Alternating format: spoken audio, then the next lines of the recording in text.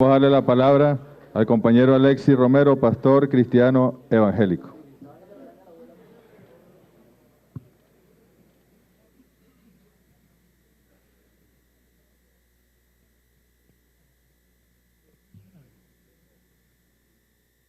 Dios les bendiga en esta noche. Que la gracia de nuestro Señor Jesucristo, el amor de Dios y la comunión del Espíritu Santo sea sobre todos nosotros. Como hemos escuchado muy deportivamente en los últimos días, que la solución del país es a través de una guerra civil o a través de una intervención extranjera. Ayer mi hijo mayor me dijo: papá, ¿podrías escribir algo y ponerlo en el Facebook? Y yo quisiera leerles aquí rápidamente algunas estadísticas importantes para que nos llamen a la reflexión. Santiago dice en el capítulo 4, versículos 1 y 2 lo siguiente: ¿de dónde vienen las guerras y los pleitos entre nosotros? ¿No es de vuestras pasiones las cuales combaten en vuestros miembros? Codiciáis y no tenéis, matáis y ardéis de envidia.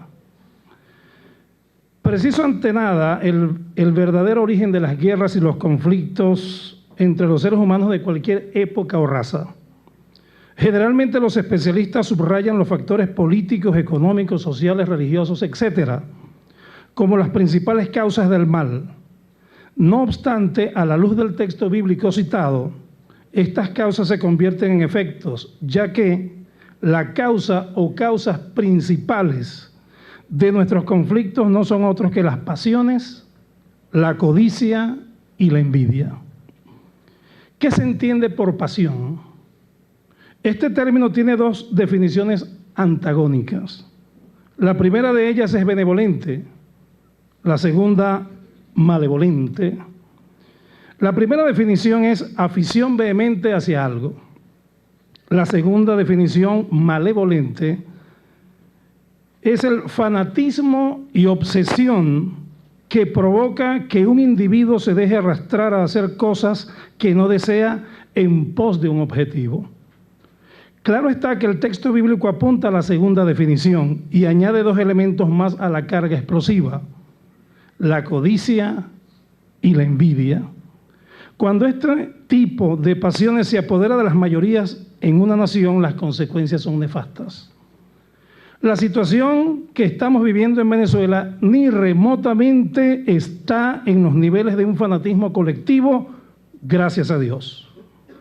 La sindéresis está prevaleciendo en las mentes de la gran mayoría.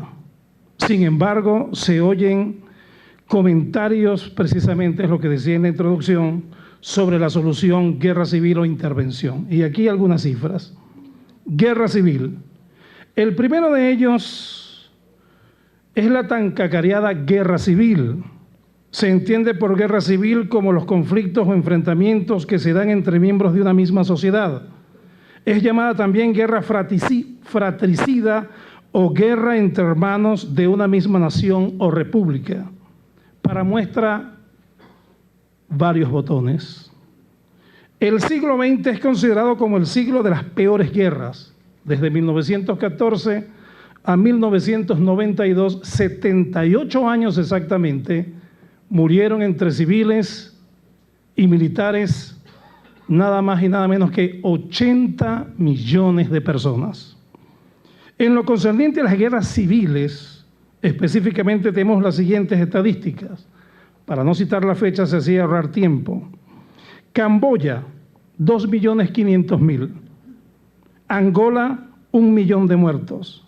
Afganistán, 1 millón de muertos. Mozambique, 850.000 muertos. Guatemala, 150.000 muertos. Y específicamente la Guerra Civil Española de 1936 a 1939, que también fue la antesala de la Segunda Guerra Mundial, el parte de guerra es impresionante. Muertos en combate, 95.000. Civiles muertos por bombardeos aéreos y artilleros, 10.000. Registros civiles consultados, 50.000. Total muertos imputados directamente a la guerra civil, 201.300.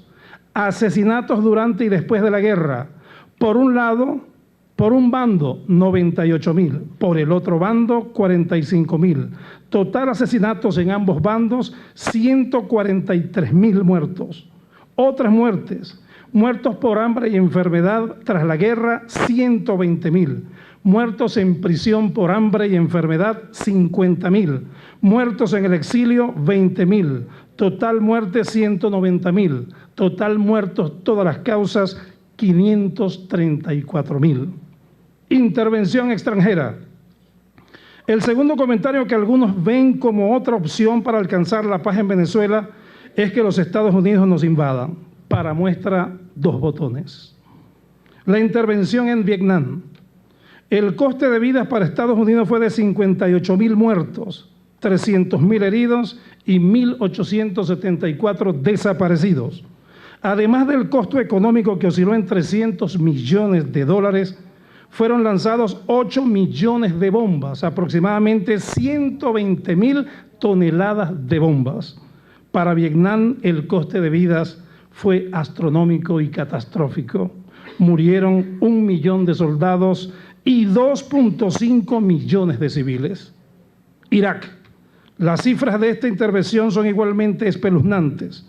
Por el lado iraquí, 4.5 millones de desplazados, 1.2 millones de viudas, 5 millones de huérfanos, alrededor de 900.000 muertos en combate, menos del 40% de los hogares tienen acceso al agua potable y más del 70% de los niños no pueden ir a la escuela.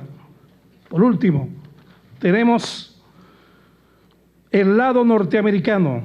El coste de vidas para ellos, 4.000 muertos en batalla, aunado al costo económico que según la Universidad Brown de Rhode Island fue de 1.7 billones de dólares y que sumados al dinero que ha costado la asistencia médica y psicológica de los soldados afectados, los jubilados y las compensaciones, arroja un desastroso balance de 490.000 millones de dólares. Evidentemente, estas cifras espeluznantes, catastróficas, apocalípticas, donde la sangre de tantos inocentes ha corrido como un río caudaloso, nos deben llamar a la reflexión para ni siquiera mentar estas alternativas infernales como posibles salidas a nuestros problemas.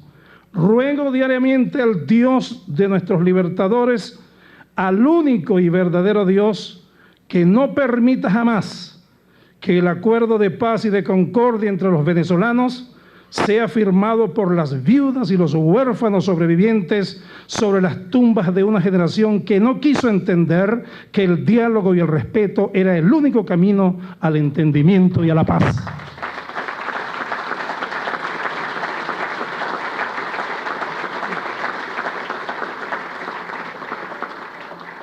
El único camino, apego a la Constitución y a las leyes. Nuestra Constitución consagra la pluralidad política y los derechos humanos fundamentales, entre otras cosas. Allí está plasmada de manera clara y diáfana las reglas de convivencia, los deberes y los derechos de todos los venezolanos y extranjeros que escogieron nuestra nación como su segunda patria.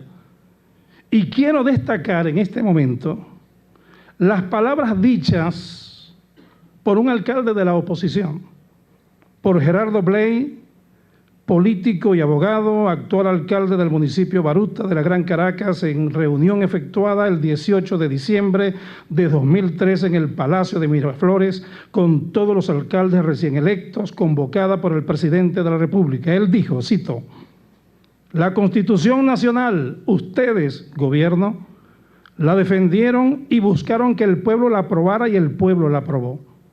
Luego, buscaron reformarla y otros nos opusimos a esa reforma. Y fue allí cuando la Constitución fue reafirmada, porque fue aceptada por ustedes y por nosotros. Cuando quisieron reformarla, la gente dijo entonces no hay reforma, y ahí fue cuando la Constitución cuajó. Ese pacto social del que hablabas, Nicolás, cuajó, dijo él, porque ustedes, gobierno, la crearon, y nosotros, oposición, Después la defendimos para que no fuera reformada. Y ahí fue cuando la Constitución se hizo de todos como pacto social. Defendámoslas todos como pacto social. Recuerdo a alguien famoso que dijo, dentro de ella todo y fuera de ella nada. Finalmente quiero concluir con las palabras de Martin Luther King. Una vez más, o vivimos todos juntos como hermanos o pereceremos todos juntos como idiotas. Bienaventurados los pacificadores, dijo Jesús, porque ellos serán llamados hijos de Dios. Presidente, cuente con la Iglesia Evangélica, con el Consejo Pastoral Evangélico de la Fuerza Armada. Nosotros somos pacíficos de naturaleza, tanto que cuando un evangélico se sale de los carriles dicen, ¿y eso que eres evangélico? Dios les bendiga a todos y bendiciones.